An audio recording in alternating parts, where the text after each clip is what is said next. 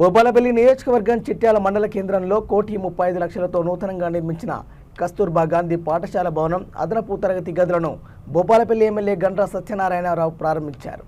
కస్తూర్బా గాంధీ పాఠశాల ప్రిన్సిపాల్, సిబ్బంది, విద్యార్థినులు, అధికారులు ఎమ్మెల్యేకు ఘన స్వాగతం పలికారు. అనంతరం పలు తరగతి గదులను ప్రిన్సిపాల్, అధికారులు, నాయకులతో కలిసి పరిశీలించారు. విద్యార్థినులకు ఎమ్మెల్యే గండ్ర చేతుల మీదుగా పాఠ్య పుస్తకాలు, నోట్ పుస్తకాలు, ఏకరూప దుస్తులను అందజేశారు. ఈ కార్యక్రమంలో మండల అధికారులు, కాంగ్రెస్ నేతలు, కార్యకర్తలు పాల్గొన్నారు. మరి పెద్దలు అన్నారు, 4 గోడల మధ్యల మరి విద్యార్థుల భవిష్యత్తు తీర్చిదిద్దబడుతుంది. కాబట్టి నేడు ఉన్నటువంటి ప్రైమరీ స్కూల్స్ కానీ, హై స్కూల్స్ కానీ, KGBP, social welfare, BC welfare, అదేవిధంగా Jyotirao Phule tribal welfare, minority school, minority junior college అన్ని కూడా పటిష్టపరచాలని ఈరోజు చదువుతున్నటువంటి విద్యార్థులను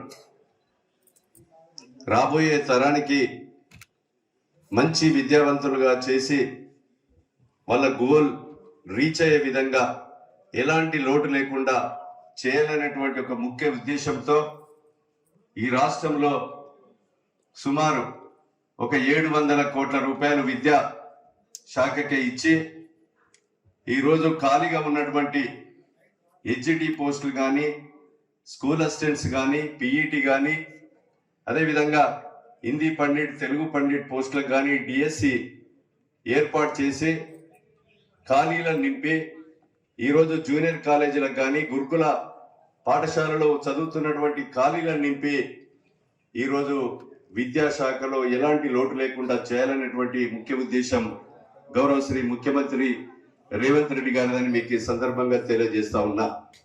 కనుక సోదరులారా, మీరు ఒకటి చూడండి, గత 10-20 సంవత్సరాల నుంచి గతంలో పాలకులు ఈ రాష్ట్రాన్ని ఏలారు.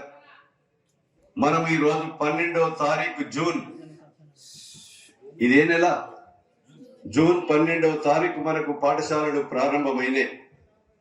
ప్రారంభానికంటే ముందే మేము ఎమ్మెల్యేలము మాకిచ్చినటువంటి నిధులలో సుమారు 3 కోట్ల రూపాయలు ఈ నియోజకవర్గంలో మేము పెట్టాం.